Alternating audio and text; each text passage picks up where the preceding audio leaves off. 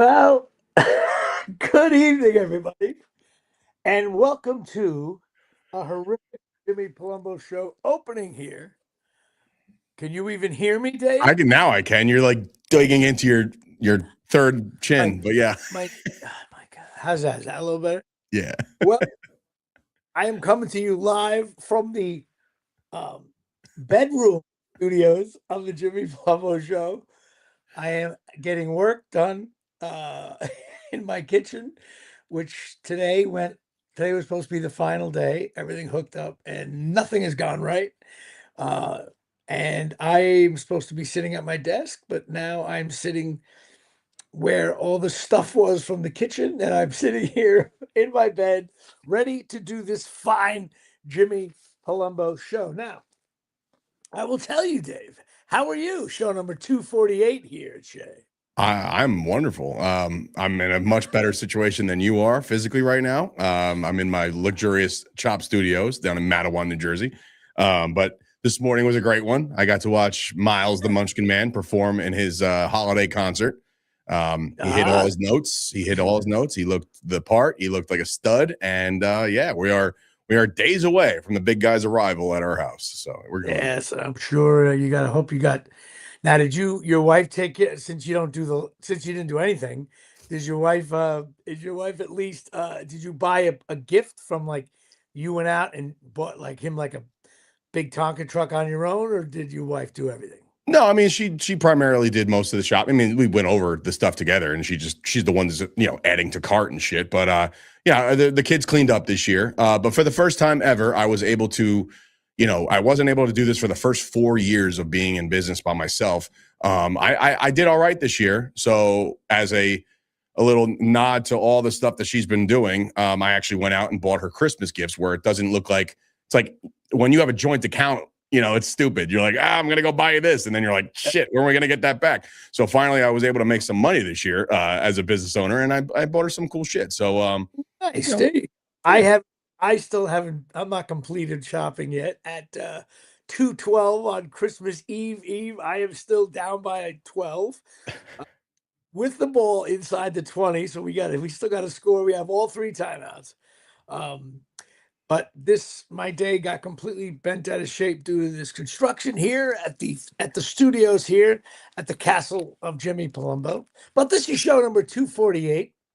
And I don't know, the Hogans are here and man, Oh, there's plenty of people here, man. Johnny Box in the building, Hogan's in the building, Will Pena's in the building. We got a lot of our regulars here. we got which is good. And I'm sitting here in my bed with no sheets on it because I had my kitchen cabinet stuff all over the bed just moments ago, thinking I was going to have time to do this. And I he think the might even best part, I think the best part before the show started is you got to knock at your bedroom door. It's just like, Mr. Jimmy, I need to flush I the know. toilet. And then he's like, come on, This what's is that? What do you he asked me the question. Anyway, this is pathetic. But you know what? Hey, look, the show must go on.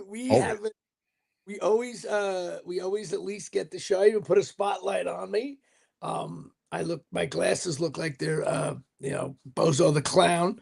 But this is show number 248 here at Shea. And of course, that means Kyle Farnsworth. I didn't know you were going to start with him. And your friend and mine, Anthony Rizzo.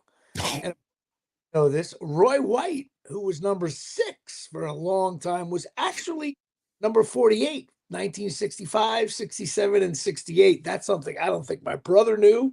If he did, well, he's going to yell at me anyway. Kenny Hill, defensive back on the Giants. Darrell Johnston, Moose. name. Uh, and also, you know what? To be honest with you, I did a search of all the different numbers, the leagues. 48 is a bad number. There's not that many Cowboys, Giants, Yankees. I'm telling you. And the next president will be number 48. So it's just no, it's like really weird. There was nobody like that I could, like really go like, oh, that guy or Hall of Famer, like nothing. There was a NASCAR driver, Bobby Johnson, maybe. Is that a NASCAR? Here's a strong 48. 48 was my Patreon number from the Johnny Box. Right. Oh, I should have brought that up. Yes, well, I'll bring that up in just a second. But of course, we have so many new things to announce on this show in just a little bit. I also, for the first time, Jimmy Palumbo Show, have upped my all my baseball cards. So I had to order a bunch, and I decided to get in the 2001, 2002 era. And of course, for the first time, we are now doing players that you may know. And for the baseball card segment, your friend and mine, Scott Schoenweiss. Do you remember him? Oh, I mean, that's one of those names that that sticks. You know who he is. You know he's a pitcher. You know he's a reliever, and he would come in and rock it for a long time. I think Schoenweiss was in the league. Yes, well, long enough. He was in the league. He's 52 years old. He was 47 and 57, a reliever with a 5.01 ERA. So he kind of stunk then, and he would stink now. So that's something that you know what you're going to come to notice, though, Jimmy, as you do new cards from like 98, 99, 2000. Now, if you draw a pitcher, there's going to be some significantly high ERAs because we are now in the steroid era. You're right about that. Now, here's one thing. Of course, there wasn't much on him. I remember him, though, because he pitched for the Angels. But he pitched from 2010. He pitched for the Angels, Toronto, Cincinnati, the Mets, Arizona, and Boston. 7 teams in 12 years. And I knew right away while researching that, I'm like, why would a guy, like, what's the deal with that? Like, that's a lot of teams. And then, of course, he was able to get left. So his ERA against held, but against lefties, he did really well. His best year was 2005 in Toronto, 80 games with a 3.32 ERA as a reliever. But he got a postseason. He got the ring with the Angels in 2002. Pitched 66 games. In the playoffs, he pitched 6 games, 3 innings pitched, 3 hits, only 1 earned run. He was traded 3 times. Some of the other stuff was free agents, but he did earn like 2 to 3 million. So he was one of those guys like, you know what? You got a lefty up in the 8th inning, 2 outs, you bring him in. He only gave up 1 home run against a lefty in like 5 years. And lefties batted .229 against him in that stretch. But here's where it gets weird. This guy, I gotta give this guy credit. I couldn't find anything else about him where he ended up. Number one, at 19, he got testicular cancer, had to go through chemo. That's number one. Okay. And then a year later, he got Tommy John surgery. Okay. So those are raw deals so far. Yeah. And he was Jewish, which is not many Jewish baseball players. He was also wait, time out.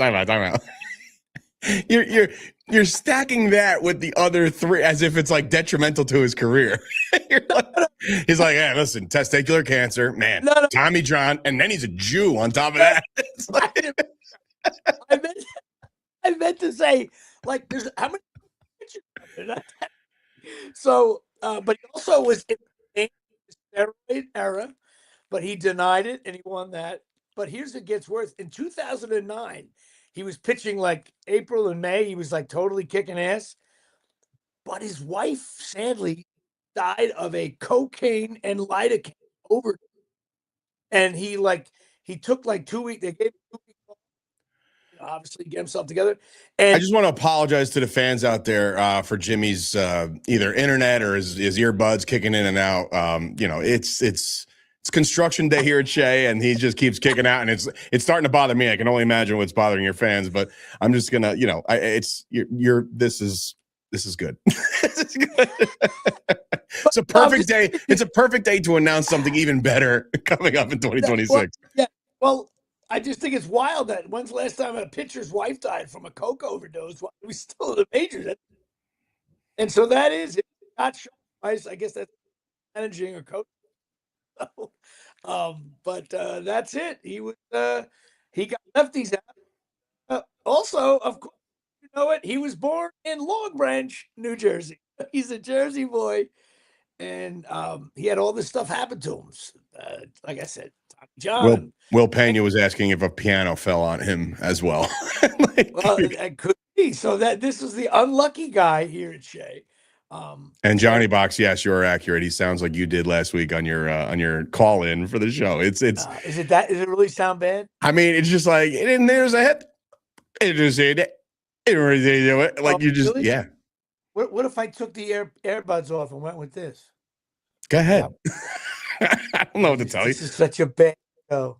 Well, whatever your microphone is connected to right now, not the ideal microphone. So I don't know if that's a thing, but yeah. Anyway, how's that? Is that better? Sure. Let's see. Go ahead. Just Well, I'm taking these off. You can hear me still? My Oh Christ! This is off the rails. But go ahead. Yep. Merry Christmas.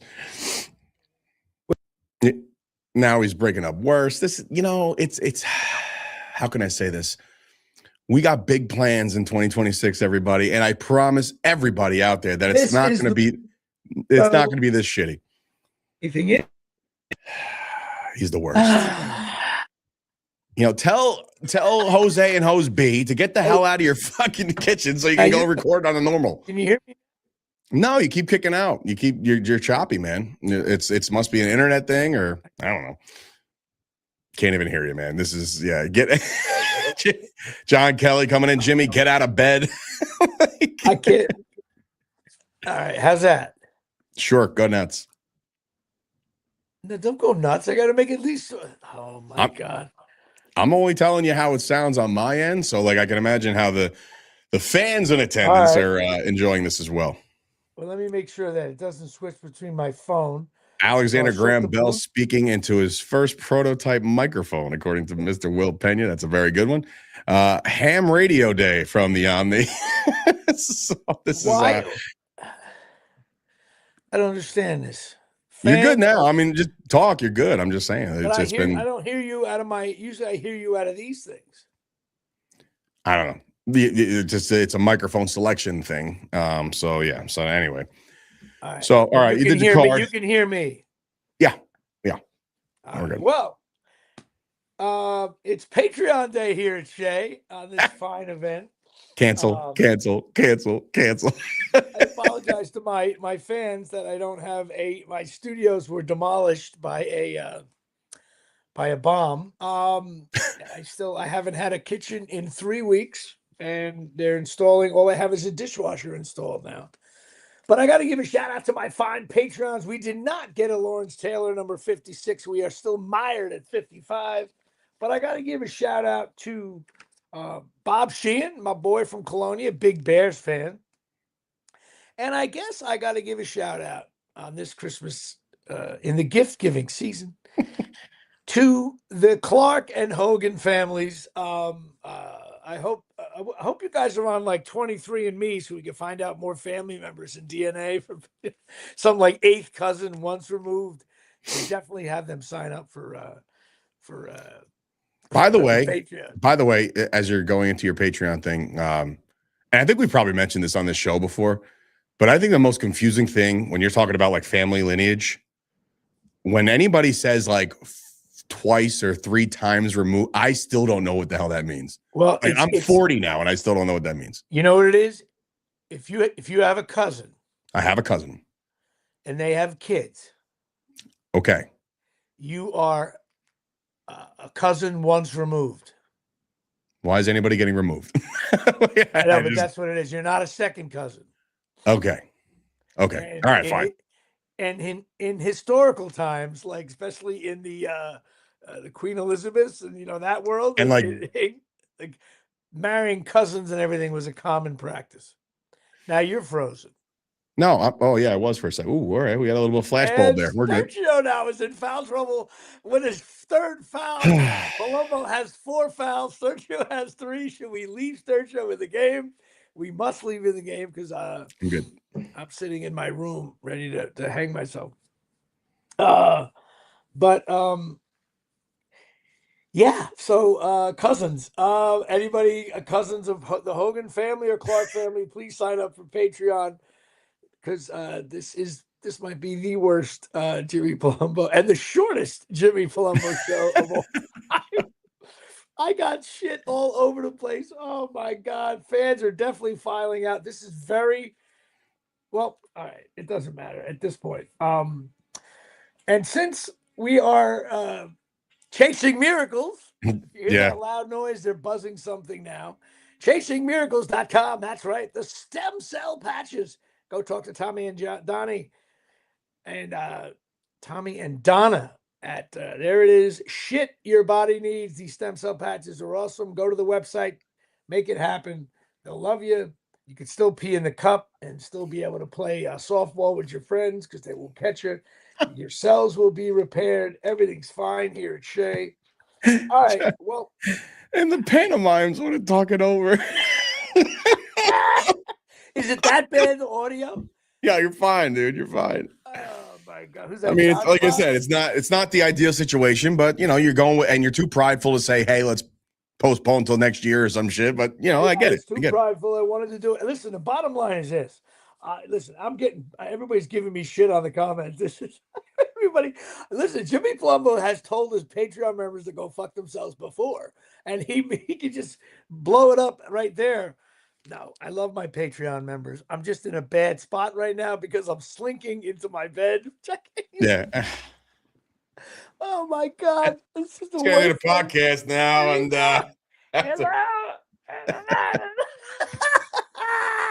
what a mess here at Shea. Well, which brings us to breaking news. Okay. Dave and I, okay. or me and Dave, me and Dave, whatever the right way is to say it, we've decided we have me being obviously a Rutgers fan forever, and Dave being a new Rutgers fan, but a Jersey guy that never rooted against them, but gone to a bunch of games now and stuff. We decided that we kind of I've been listening to some of the Rutgers podcasts out there. And I'm like, you know what? I think I could do just as good as any of the Rutgers podcasts. So in the fall, I don't know if Dave, you want to put it up there. There it is. This will be we're going to have a new separate podcast. I know a lot of people, some people don't like when we talk about Rutgers, so we'll always talk about RU a little bit, but we're going to switch it to a little short podcast every week after each game. And the title of the show will be At Least We Won the Tailgate, a Rutgers football podcast with Jimmy Palumbo and Dave Sturcio. That will be a co-host scenario. We're going to have to do we're going to be a little bit more research, but mostly it's going to be a 20-minute show. But it's going to be like, I want to do it for the fan. I don't want to disrespect anybody at Rutgers or any player or anything like that. But I want to be a little bit like, hey, this is awful. Or, if they win a big game, next year, if we dog somebody, I mean, Dave and I are going to be like, hey, you know what? We just beat Michigan. Or, hey, I can't use Ohio State, but that's never going to happen. I'm talking about if we beat a good team, we'll be the first. But if we don't beat a good team or we're playing Miami of Ohio in Indiana, wherever it's probably a school named like that, and we're playing lousy in the half, Dave and I are going to call that out a little bit. So it's still going to be from the couch. It's going to be a weekly show, probably on Mondays. It's going to be a little bit more produced. It's not going to be I don't think we're going to do it live. I don't know if we will. We may have a video clip of us in the tailgate, or maybe a couple clips from us in the stands. Some of the fans behind us are friends of mine now. They're pretty funny. I only met them from sitting behind us. And so we're going to try to do a little, I don't know, maybe 20-minute podcast, and try to really tap in. And to be quite honest with you, Dave, I read some of your positive posts. I want to be the best Rutgers podcast there is. And it's not, listen, it's not a knock on any of the other ones, because obviously you sent me a couple links. You're like, hey, here's the market for the Rutgers podcast. Like, this is what you did, all your research. You figured out who was what. It's a small market, of course. Yeah, it's a small market. And it's, like I said, it's New Jersey based, and it's going to be a little bit of a hometown feel. But I think, we say this every week, when we're walking out of the stadium, we're like, hey, listen, at least we won the tailgate, right? Right. So we know the premise of this, knowing that Rutgers is never really competitive, but you never know. And I think it's a good time to kind of jump and try to get within the market. And if this thing takes off, they'll be looking for us at the games, they want to all be involved in the podcast. So it's cool. We do it anyway. We talk enough shit anyway about Rutgers. So why not try to dive in head first? I think it'll be fun. I think, I know a lot. There are some fans that don't really care about, college sports and Rutgers and stuff, but To me, this is going to sound. Try to follow my train of thought here.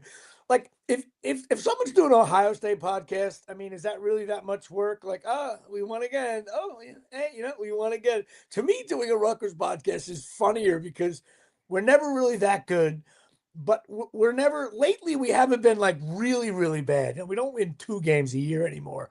To We sum hover it up, between. to those that are in more or less the professional football, we're another Dallas Cowboys podcast, really, Yeah, because it's well, like you're going to you know talk what about them though? because they're relevant. They're going to stink. Well, They're going to be good. It's all over the place. Well, I'll be honest with you. And again, we brought this up when we were coming up with this whole thing. Like, I assume there's got to be at least 100 Dallas Cowboy podcasts, right? At least. Oh, probably more than that, man. Right. And yours is a good one. But it's a crowded market, so you have to do your thing. And you guys definitely know your stuff for sure, because you know the NFL as well. We do take it from we talk about the Jersey Boys podcast. We do take it from a different approach because it's 3 guys who grew up in Jersey, and like we're in enemy territory. We're 15 minutes from Giant Stadium. Right. We're also like, I'm more of the stats guys. Keith and Brett Ernst are more like the X's and O's, former collegiate player guys. So I think it's a good mix, and there's some comedy in there. And when we're struggling, it's even funnier. So I mean, you are a crazy, obsessed Dallas Cowboy fan. So it's a curse. I used to say it's a blessing and a curse. It's just a curse now. Right. So on this show, I am the obsessed, bitter, annoyed Rutgers fan, and you're like a Jersey guy who wants them to win. And you go to the games. Our seats are awesome. They're on the 45-yard line.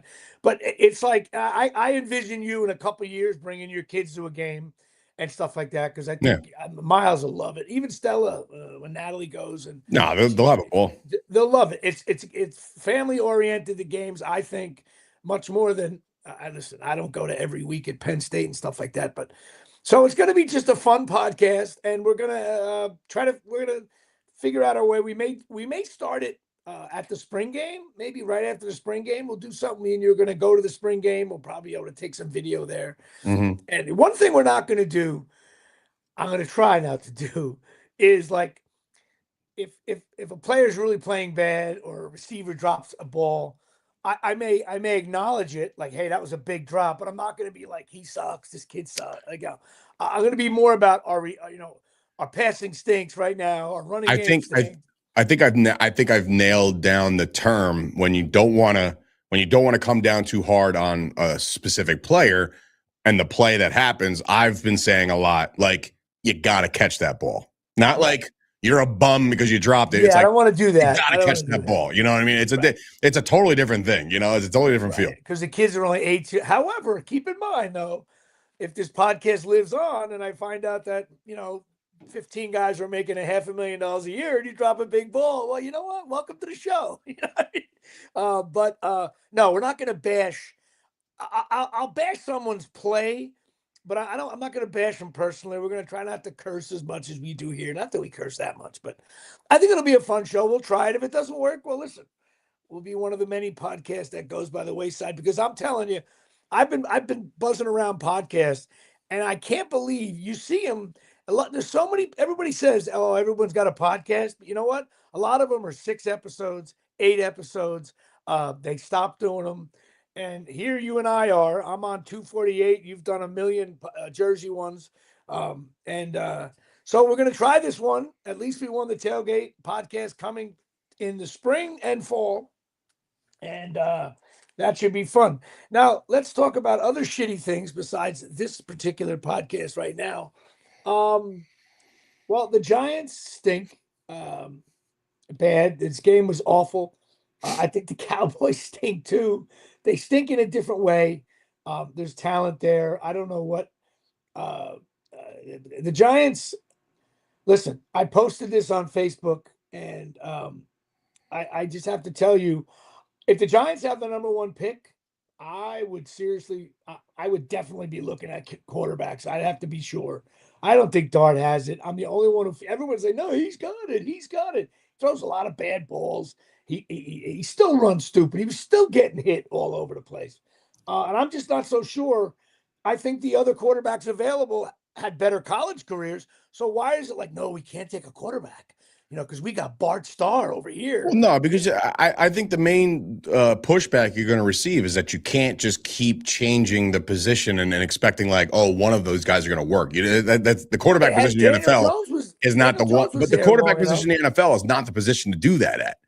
Once you think you got the guy, like Dart this year has shown flashes of good. Now, keep in mind, Jimmy, and you know me, bro. If anything at all, I'm rooting for that kid to fail, right? Not as a human being, but as a Giants quarterback. But right. I will say, dude, there's something to be said about, one, their offensive line, back and forth, just no continuity. Two, he lost his best receiver, Malik Neighbors, early. Three, he lost one of the most exciting running backs in the league in Scatabo. So he's got like and then by the way, they changed their coach. Like, so this guy's got no stability whatsoever. So I would say give the guy another chance. Of course, everything's going to be on the table, especially if they change the GM, right? They change the GM, you might say like, hey, look, I don't care what this other guy did. We're doing this. You can entertain, if you get the number 1 overall pick, you absolutely can entertain the idea of trading out of the number 1 spot for a haul of picks. The problem is, if you entertain the idea of sticking at number 1, now you have to trade at Jackson Dart. And I don't know if there's too many teams that are going to be banging on the door for Jackson Dart. Your value is going to be getting a haul of picks, not trading your quarterback. Well, you could also get the number 1 pick a very good quarterback, trade Dart to a team, and he'll have takers and pick up more picks. And maybe you can have, you don't think he'll get picks? No, you will, but you'll get like thirds and fourths. If you take that first pick of the draft, the Jets are going to be blowing you for that, right? They're going to say, take our first next year, take our second this year. People will haul ass for that if they covet Mendoza or whoever they want. I just think we were so starving for a decent quarterback, and we got one, but now we're the number 1. But listen, the Giants can eat. Technically, the Giants could beat the Raiders, and the Cowboys, I think, have kind of, not that they quit, but they're not the same team they were. So the Cowboys could, I don't say tank, but the Cowboys aren't going to be. The Giants will be foolish to be competitive in the last 2 weeks. Let's just say that. Yes, but and then they're saying, oh, they should. We should be benching Dart. I don't know. You know what? I think Dart needs to play. Listen, it's a little outspoken. Most people don't agree with me. I just don't think Dart's as good as we think. That's all I'll say. Also, as I predict, we'll get to the stinks list, but the Lions, of course, stink. So with my kitchen in arrears here at Shea, I'm also, my daughter got a new puppy. They just picked it up. I just got a photo of it. So my daughter. Where's that thing going to live? With your ex? Yes. Okay. They'll live with Stephanie and Natalie over there. And I hope the dogs get along with each other. Oh, they got another dog over there? Yeah, Mia. Which was, yeah. Okay. Which is still my dog. That being said, that's you ever see Bye Bye Love? No. Oh, so good. Anyway. A random movie from the 80s? Or no, it's in the 90s. That movie got me through my mother and father's divorce. It was so good. It was so well done. It's all about like a bunch of divorced dads and shit trying to make way. But there's a massive argument where they're like, that's my dog. And you're like, nah, that's my dog. I named him. And you're like, nah, I renamed him. It's like this whole shtick. But anyway, go ahead. Well, the guy who just passed away is in it. And that's one of my favorite lines of all time. Reiner, he plays a disc jockey. He plays a radio host. And he's hilarious in this movie. Like just fucking. I can't believe I don't know that. Usually I know stuff like that. I'll have to check that up. Me and my dad quote it all the time. It's good. In other bad news, I feel like I'm wearing a flak jacket. In other bad news, you're just fat. I look fat, right? You always got to go. Listen, as a female, the females like you when you point it down because then you look a little thinner. So I can move it up a little bit like that. Yeah, I mean, if you now you just right up your nostril. You look like my mother FaceTiming me. How's that? Is that bad now? No, you're fine. You're good. That's perfect. Except for those dots in the way there. You're good, man. You're good. In other news, and no one's noticed, I've lost 24 pounds here at Shea. Are you sick? Nope. I just didn't eat, didn't drink as much. Pickleball, walks. God bless America. So nobody gives a fuck about that. So even though I'm still a fat fuck, it doesn't mean I'm headed in the right direction. But right now, I see all my. I was gonna say, what? So where did you lose it? Because it's fucking definitely not in your face. It definitely is. If you saw me in person, you'd be like, Jimmy lost some weight. So that's good news there. But of course, there's always Oxy Magic, USA.com. Oh my If you god. have your filthy ass carpets, there's me and Dave. Look at me with the gray hair, old man in the sea. And it's me and you know what? I wonder if we get the manager of the Toronto Blue Jays to host the show. We should try to get him on. Can we reach out to him to do the podcast? That would be so funny. What are you talking about? I'm sitting right here. Oh, it's double XL sweatshirt day at the according to Mr. Will Pena. But go to Oxy Magic, OXY Magic, USA.com for the best carpet cleaners around, 80 locations nationwide, 3 to 4 hour drying time. They're good. They move the furniture around, unless you're Dave. Dave's got to move his furniture around.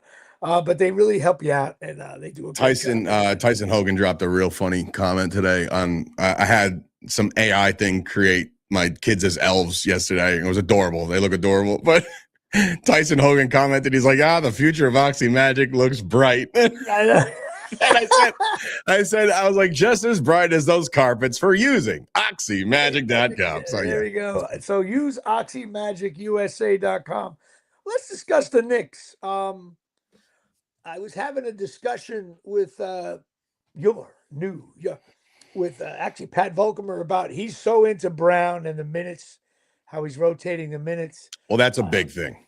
That is an absolute big thing. And the reason why I say that is because we had this, the name's remissing me right now, but we had that little white kid, that's a little pesky white kid. I always say every year that there's a pesky white kid that takes us out of the playoffs because we finally have one of those guys, but just turns out we had him last year and there was just no minutes for him because Thibodeau just didn't know how to rotate anybody. So this is a much bigger, better rotation player.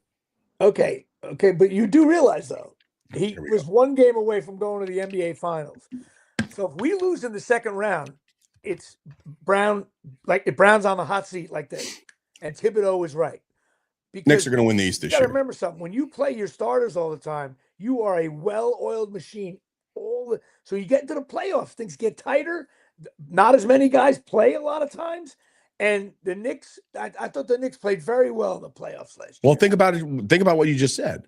Like if they play their starters and they're a well-oiled machine, the rotation of 6 or 7 at the most last year or whatever, you get to the playoffs where things get tighter and more difficult, and now you're gassed. Like now you played 82 games of no rotation. Wait, timeout though. We lost to the Pacers because they shot 95% from 3. That's why we lost. That's why we lost. I just think this as if we got Brown. We finally got rid of that Thibodeau guy. Really? Did Thibodeau cause Cat to not score in half? I'm starting to, you know what it is? And maybe I'm getting older, but like I'm starting to, in all my sports, all my teams that I like, right? Like normally, and Keith Ernst is a big advocate for this because he always says like you have to be a logo fan. And when I say logo fan, I mean like you gotta love the team, regardless who's on it, right? You gotta love the team. Yes. Like for me, I'm just not Dak Prescott to me is one of the best quarterbacks that off the field that I've ever really got a chance to really, dive deep into, right? And then he hasn't won anything, right? Same thing with Micah Parsons, same thing with on the Knicks, the coaching, same thing with some of the guys on the Yankees. What I'm saying is, let me finish the point. What I'm saying is, I don't think that if something isn't working, right? If like Thibodeau is this guy that gets all these regular season wins, 50-win seasons, they get to the playoffs and they drop the ball. Yes, he's not taking the shots, and I understand that. But much like the Micah Parsons trade, much like all these moves that these teams make, and you're like, you're so attached to the player, you're like, how can they get rid of it? Guys, we weren't winning with him. We weren't winning shit with him. You have to make a move because that's the only way to progress. So when they make the move for Thibodeau to hightail it out of there, you don't really like it because of the fact that like the Knicks have been relevant since we've had a podcast, right? But change is needed. In the history of New York sports, I can't think of a guy who didn't deserve to get fired more than Thibodeau. He just didn't deserve to get fired, man. I don't care what anybody says.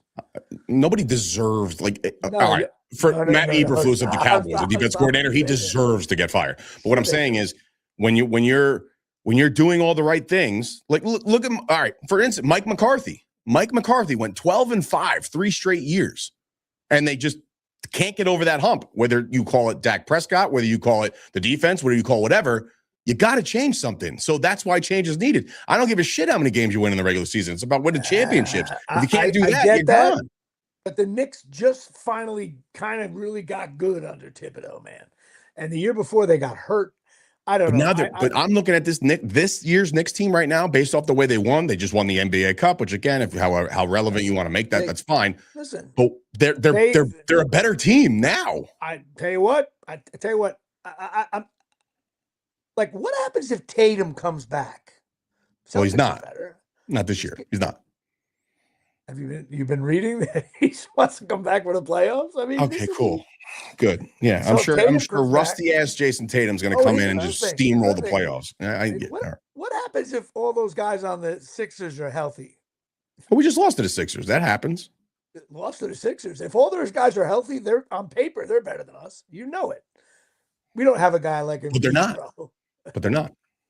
All right. Well, I'm just saying this Thibodeau thing is like all of a sudden, and I didn't realize Mike Brown won 11 championships. I didn't really, he was coaching the Celtics in the 50s.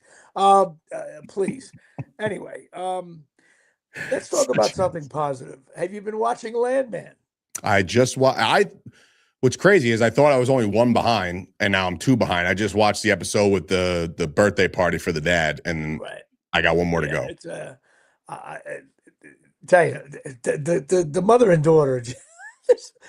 Talk about Earl Monroe and Frazier in the backcourt there. It is just, but the problem, it's being pushed a little bit too much this year. They're really making the daughter seem like a ditz. Like, I know, and it's like I felt like it wasn't like that in the first season. But like she dropped a line the other day in the second to last episode where he said something and she's like, "Oh, I didn't know you speak another language or some shit." And oh no, he said "Gesundheit" for the sneeze. Yeah, and she's like, "Oh, I didn't know you spoke another language." And it's like, oh my God, holy shit. It's a little push, but although my favorite part of the show is when they have coffee in the morning and Allie Lawyer and the daughter come walking in, and Billy Bob Thornton's like, hey, we got other people living in the house here. Like, it's just like, and they don't care. It's just great. But I'm really digging it this year. I think there's some good side stories that really work. Sure. Have you watched the show Pluribus on Apple TV? I don't have Apple TV. Oh, that's a show. It's the girl from Better Call Saul, the blonde. Okay. You didn't get into Better Call Saul, did you? No. Well, the girl on Pluribus is from Better Call Saul. She's awesome in this show. It's a quirky show, and I don't know where the hell it's going, but it's not a comedy. It's more of a drama. It's about only 11 people in the world have not been taken over by a mysterious thing that makes everybody happy and positive all the time, where they're not allowed to kill anybody. They have to be friendly, but they all think as one. So whatever you're thinking, I also think it's wild. And there's 11 people in the world who are just like the regular Joes still left, and they're not allowed to kill them because they can't harm anybody. And so they just, whatever they ask for, they have to do. So it's a really odd premise. It's the opposite of The Purge. It's a weird show, but I'm not.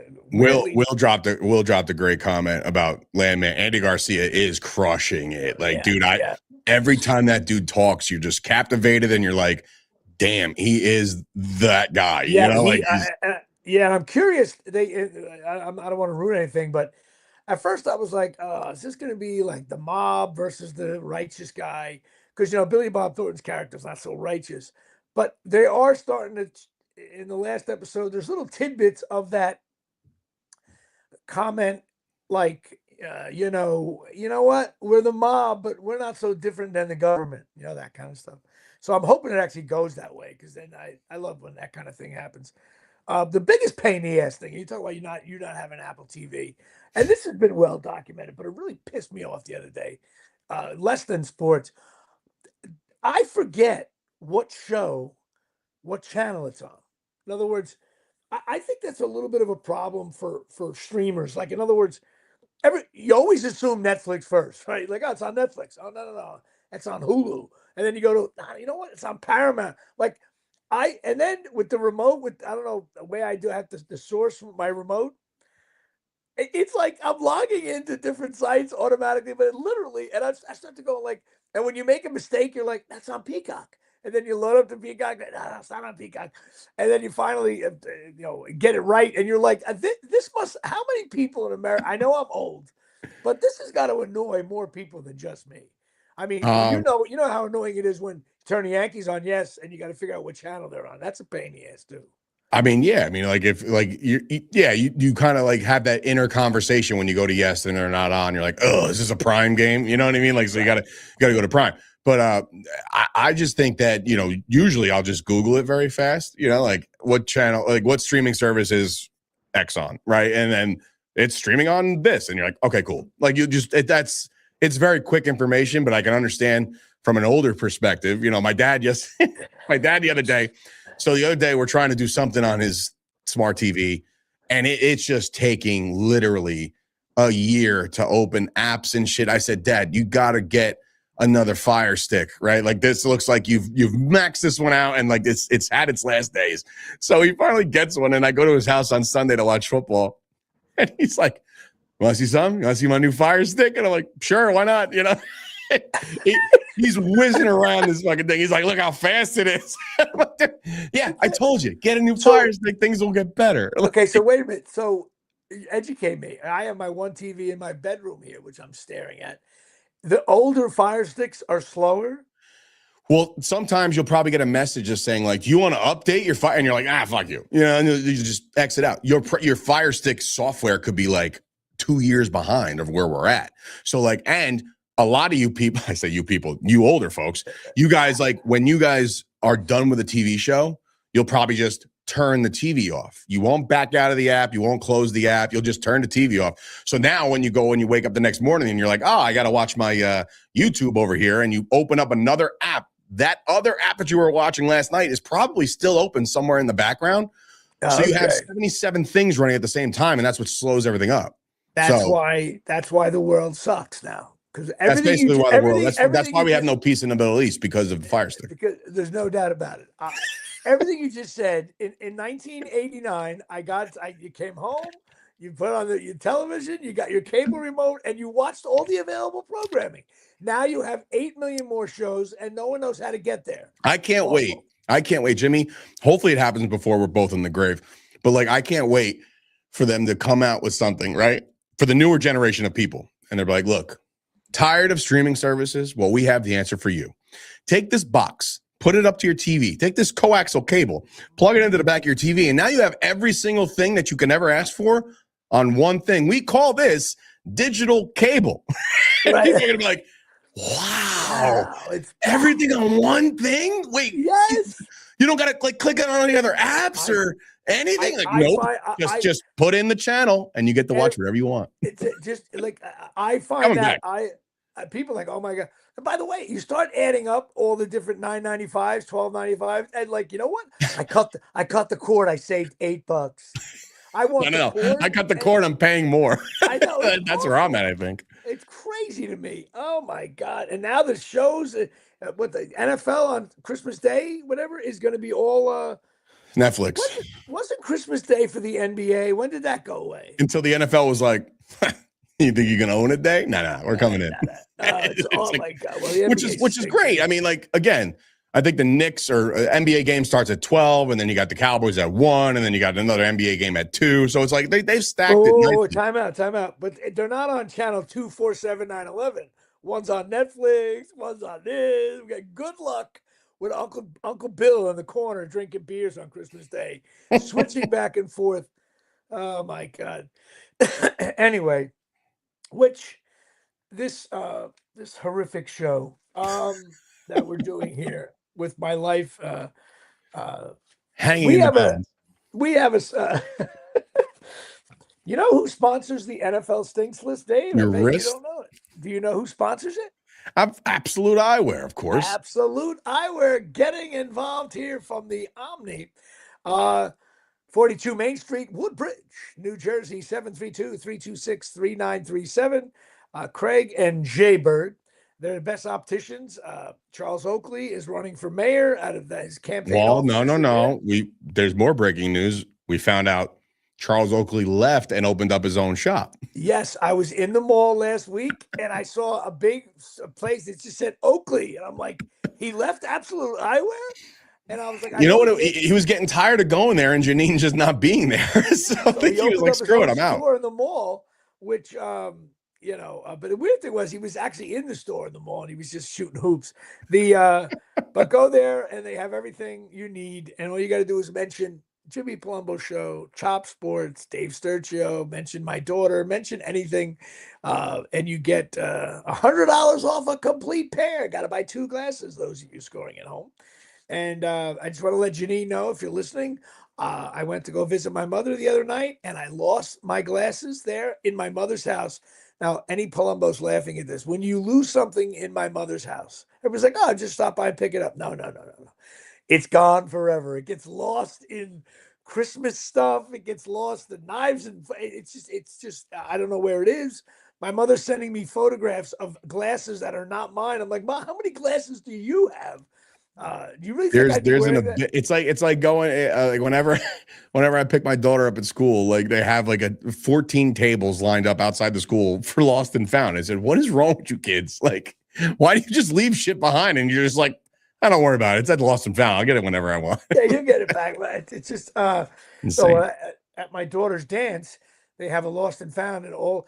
If you're in the market for a Yeti or any kind of water thing, just a million of them there. And I'm like, these are like $45 a piece. I was like, can you imagine if I get caught stealing from the lost and found at my daughter's dance thing?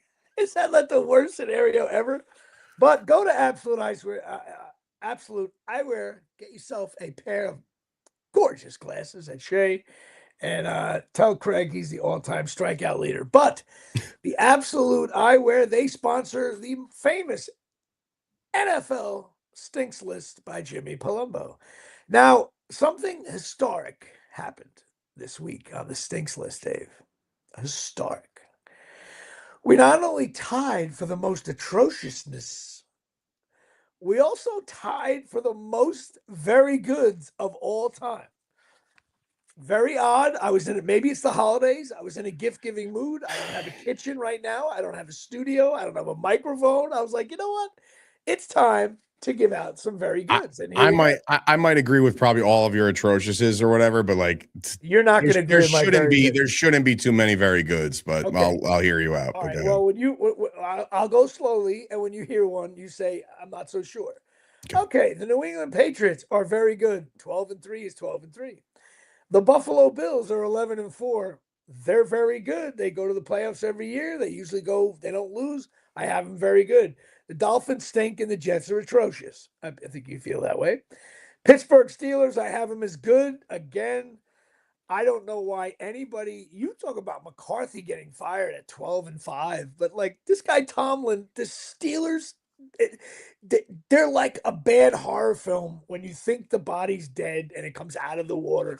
The Steelers, Tomlin, I think Tomlin's the greatest coach of all time. He's been coaching since 1948, and they had like stitches on the ball that were white, and they never suck. I will say, listen, I will say the only path for both the Steelers and the Ravens, who are right behind them, even with a loss. The only path is the division title for the AFC North. But I will say, Steelers are going to be without their number one receiver, DK Metcalf, because of the fan interact. Did you see that? Right. I did see it. Ridiculous. Yeah, that was absolutely. You can't be punching a fan. He didn't. First of all, he didn't punch him. He just kind of snatched his soul. Yeah. But what are you doing? What are you doing? Look. I'm not. I would never advocate for any kind of violence. I watched Malice at the Palace. We all saw what happened in Detroit, right? Like we all know what happened when the fans just get involved and there's massive fight. It's the ugliest black guy of all time. However, walk all the way over. The player walks to the edge. Jimmy, you don't like. It's going to be a he said she said thing, no matter what. What was he doing at the wall all the way up to the stands, away from the bench? I mean, I think if I was a coach and you get during a game, you go near the wall, unless after a touchdown celebration, which I don't think it was. All right, I'm just going to say this. Is there anything to you personally, is there anything that a fan, let's just say you're doing a comedy show, you're doing a stand-up, it's at a normal club, not one of these squeaky clean things, not one of the, is there anything a fan can say to you that would encourage you to say, you know what, no, and go confront that fan? Well, I think a stand-up club is a little different. It's a little more intimate. But I'm 50 just in front of saying 80,000 people, 80,000 people, and you're making millions of dollars a year. Nah, man, that's what they paid a ticket. It comes with the territory. You know what, though? I don't want to hear that pay to ticket crap either, because not for nothing, that doesn't give you the right to say anything you want. It also doesn't give you the right to hit anybody ever. I'm not saying that, but I'm just, if you're in a bar, if you're anyway, listen. When you're in the NFL, you can't. I should be in charge of the guy. You can't do certain shit. 100%. 100%. You can't. Yes, 100%. And I just said the Malice at the Palace was one of the biggest black guys in sports, right? Ever. But like, you just don't know. And sometimes if you're me, right, and you're on social media a lot, and there's a lot of people that comment on your shit, and you always say to yourself, man, you know, say that. Like, you stand in front of me and say what you just said. 9 times out of 10, they won't. But if they do, but being in an your arena, business. That's all I'm saying. Being in an arena is different, and a stadium is different. Now, of course, here we go. Everyone, okay, perfect example why Tomlin's the greatest coach of all time. What's going to happen is, they got no receiver. There's probably an offensive lineman hurt. Tomlin will have the flu. Everything's going to go shitty. And then next thing you know, the Steelers kick is up, and it is good. And the Steelers go on to 10-6. I have him as only good, not very good. Ravens I have as average, and that's going to be a battle there. Cincinnati stinks, and the Browns are atrocious. I got to give a shout out to Shedeur Sanders for one thing. He says a lot of weird things, but I actually like his press conference when they goad him into mocking out the other players. Have you been watching a lot of that? They goad him into saying, "Why'd you call plays like that? Why you did?" And he's very good at not. I don't think throwing his staff and coaches under the bus all the time. I mean, I think that probably comes from his father to say, like, look, they are going to try to pull out the worst answers out of you, no matter what, because they need the clicks, they need the stories, they need and the way he's conducting himself. Look, he had a decent game a couple weeks ago. People are like, oh, look, he could play at the NFL level, and then you got to a couple of good defenses, and you're like, oh shit, you know what I mean? So we'll see. Sure. I mean, look, people are out there saying like the Browns are going to draft a quarterback. I said, no, man, it's another situation where you're like, dude, just ride it out. You know, just see what you got. This is too much of a sample size right now for the Browns to say we need a quarterback. The Browns can't take a quarterback either? Come on. No. They got 17 on the roster, man. They got Gabriel, they got Standers, they got this guy, they got the backup over here. Like, just listen, I don't care about Roman Gabriel or Shedeur Sanders. If they pick number 2, they're taking a quarterback. Anyway, this is the longest stinks list of all times because it's digressing day here at Shea because I don't have a studio right now. I do have the Browns as atrocious. Jacksonville Jaguars. I have them as very good. 11-4 is 11-4. I have the Houston Texans as just good. The Colts stink, and the Titans are atrocious. But shout out to Old Man Rivers, bro. Like, that's which is really fun to watch. I agree. Which is really upsetting, though, if you think about it, because he played 2 games, and chances are he won't play the final 2 because they're eliminated. Or they might play next week, but maybe not the week after that. But think about it like this: like, my man came out of retirement, got off his literal couch. Are they actually eliminated according to my list? I think they have like a 1% or some shit like that. But whatever the case may be, I just feel bad because to me, Phillip Rivers played a Hall of Fame career.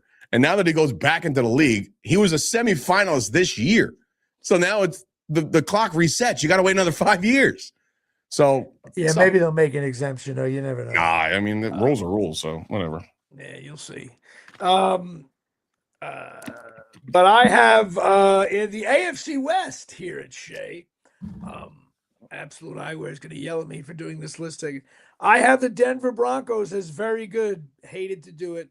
But I also have the Los Angeles Chargers at very good. They've won 4 in a row. They're 11-4, and they're my kind of newbie on the very good list. That's something where you probably disagree. I just I think when you win I think they're 4 in a good. I row, think they're good. They just handled the Cowboys. I think they're good. I think, and Herbert's a I, gamer because I'm he's going to had a give you. broken fucking hand for the last 2 weeks or whatever. So he's a gamer. I think they need a little bit more I think in winning the 4 in a row passing game a this little late, bit. But 11-4, and you win 4 in a row. I gave the you nod. know, again, they're going to be they're playoff bound. See what happens. And I got the Chiefs stink and the Vegas Raiders atrocious. Of Did you course, hear about the Chiefs' plans to move out of Kansas City which that's just crazy to to me. go to Kansas City? I know it's just so stupid. I can't even get Nobody's it. gonna nobody's gonna fucking notice. Like, Yeah, I know the who NFL cares? doesn't care where you play. The Giants play in a fucking air conditioner. But ready for this? They're being, pending the approvals and all this other crap. You got to go through the hoops. But like they've named the venue as a venue that can host things all year round, which leads me to believe it's going to be a dome. Right. So that's very interesting because the Chiefs, when you had to go to Arrowhead in December, that was favor Arrowhead. Think about it like this. I'm not a big fan of Evan Roberts, but he brought up a big stat yesterday. When the Minnesota Vikings stopped playing outdoors, they were dominant in the back in the day, right? They stopped playing outdoors. They never went back. So it's like there's something to that. All of a sudden, you become this neutral ground territory if your team sucks. Dave, I'm telling you right now, the Chief thing is over.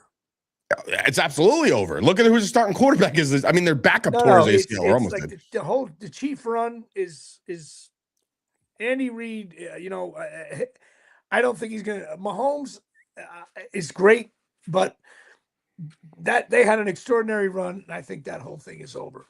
So I don't care where they play. I agree. I have the Eagles as good. Cowboys, Commanders stink. Giants are atrocious. I have the Chicago Bears as very good. 11-4. They've won 2 in a row. They're a little bit of the cardiac kids, but shit. Green Bay Packers average. Lions and Minnesota Vikings stink. And keep in mind the 2 teams you heard first stink. It's Kansas City Chiefs and Detroit Lions. Based upon my algorithm, if the Giants should have beaten you, you stink. So I called that one early. And Carolina Panthers. What a weird division this is. I have you as average as 8-7. Tampa Bay stinks. The Falcons stink. But I got to do it. For the first time this year, the New Orleans Saints have moved up to average. It's not wrong. Because they've won 3 in a row, crushing their draft. On their Tyler Shook. So that is that. Now, shout out to Kellen Moore, former offensive coordinator. This up real quick, and then I got to go back to the picks from my boys. Let's see. Here we go. Tyson Hogan, you have Chicago as good. Detroit stinks. Green Bay average, and Minnesota stinks. And of course, Darryl Clark just has everyone as stinks. He just said his whole thing. He just typed in everyone stinks, which eventually the whole point of my goal for this stinks list is that one day have every single team stink. Seattle Seahawks, dude, they're 12-3. They won 5 in a row late. They're very good. What a fucking game last week. What a crazy game. And I also have this is rare for me. I'm big on when you win a lot of games in a row late. I have the Seahawks, 49ers, and the Rams as all 3 very good. Niners are getting hot at the right time, man. And that's a team without like their best linebacker, without their some of their best players. And it's just like Purdy was just on fucking fire last night. It was insane. And I have the Cardinals, of course. They've been on the stinks list all year. So we got 5 atrocious, 11 stinks, 4 average, 3 goods, and 9 for the most time ever. Christmas season's here. 9 very goods. The absolute eyewear Jimmy Palumbo stinks list. And also, so we can end this horrific production show because I have no studio. Not your end, Dave. My end. This is on my end. Yeah, I hate that the Niners are good and the Patriots are good again. I want to wish everyone a Merry Christmas. Please enjoy your family. Thanks to all my Patreons and that support the show, and thanks to you, Dave, for helping me out. And I think we got it. I think we got a good thing going here. We got a couple of new podcasts coming up. And I think the people that listen to the show do get a little bit of a kick out of it. And also, always a Christmas shout out to the Tysons and the Hogans. I got to give them a shout, and to my family for the unbelievable support for 100 years. And I just wanted to wish everybody a Merry Christmas. Be safe, and enjoy it. Hug your kids, hug your parents, hug whoever's around you, your family, and it's it's a white 2 days before Christmas right now, snowing here in Jersey, and I look forward. If you videotape, you're gonna videotape when the kids come down the steps and all that. You guys do that Every year. Yeah, all right. You gotta send me a clip of that. Me and my daughter will love that. And listen, Dave, Merry Christmas, bro. Merry Christmas, man. Thanks for everything. It's been a fun year of doing this show. And I know you're probably just rolling off the tongue of who you're, wishing a Merry Christmas. You mentioned the Tysons and the Hogans, which is one person. He meant the Hogans and the Clarks, but that's Hogans and the Clarks. What did I say?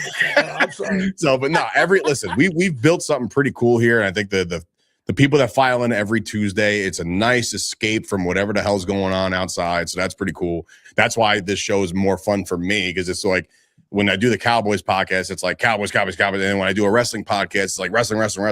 For this one, it's like a little bit of a mixed bag, and I'm able to like talk to you about the world of being a dad, and it's just like it's my fun. It's the most fun I have all week. So it's the show I always wanted to do. It's like we're sitting at the bar with the game on in the background. And who stinks? That team stinks. This is awful. Put the Nick game on. By the way, I was at a bar the other night, and it was a Monday night. No, it's last night. No, Sunday night. And the Knicks were on, and the bartender, like the game was over, the final, and I just said, "Hey, put the Knicks on." Dude, you would have thought I was asking him to put some like Russian drama on. I was like, no, the Knicks. And then I looked at him, and he gave me a look of like, well, no, the Knicks are on. Like, and finally, the guy next to me heard me like 3 times, like, Knick game. The guy was like, yeah, put the Knick game on. And the Knick game never came on. So I'll end my Christmas show on that. If you're a bartender and a guy comes in and asks for the Knick game, put the Knick game on. I got one real quick worse. I finally, after years, caved and went to my wife's Christmas party with her company. You don't go with her for those? Last year I believe this time I was sick, so we didn't go. And then she's only been there for a little over 2 years, but like she missed the previous one because she was hired in January, whatever. But like there have been other parties like Halloween, and like these people love throwing parties. So I went, right, and let me tell you something. I'm not throwing it out there like it's a bad thing, but it was her industry is very not me, right? So it was a lot of soft handshakes. There's no business like show. A lot of soft handshakes, a lot of fun. But the worst part about this, Jimmy, and again, it was a good time. I just had 1 or 2 drinks because I was, I wanted to drive her so she can have a good time. Not one. It was a bar that her company designed. No TVs. I said, "Hey, where's the Chargers Seahawks? Not Chargers, the Seahawks Rams." And they're like, "We don't have any TVs here." And I'm like, "What?" so now I gotta like basically hold her purse the entire night and then just listen to her talk to everybody. And I'm just like, I have nothing to offer these people, nothing. Dave, and then when everybody wait a minute, she'll go to me, she'll go, my husband, he owns a recording studio. And then of course the first question, no matter what, out of every single one of these guys' mouths or girls' mouths was, what kind of musicians come in? And I was like, I just talk sports. I gotta go. So here's I would have had. First of all, you had to be a husband. I know that's very difficult. Very. And you should have said musicians. No. Jimmy Palumbo comes to my studio. That's all you had to say. And may all your Christmases be white here at Shea. We end the so next week. What's the Tuesday? Is not December. It's not New Year's Eve, is it? No, it's the day before. It's the New Year's Eve. So we'll be back We'll be doing another Eve. We'll have a year end. Do me a favor, get your shit together, and then we'll do a well-produced show next week to end the year. Maybe some kind of top 5, top 10 countdown or some shit. I don't know. We'll figure it out, but we'll figure something out. Merry Christmas, everybody, and I'll see you next week with a very special guest. He's lying.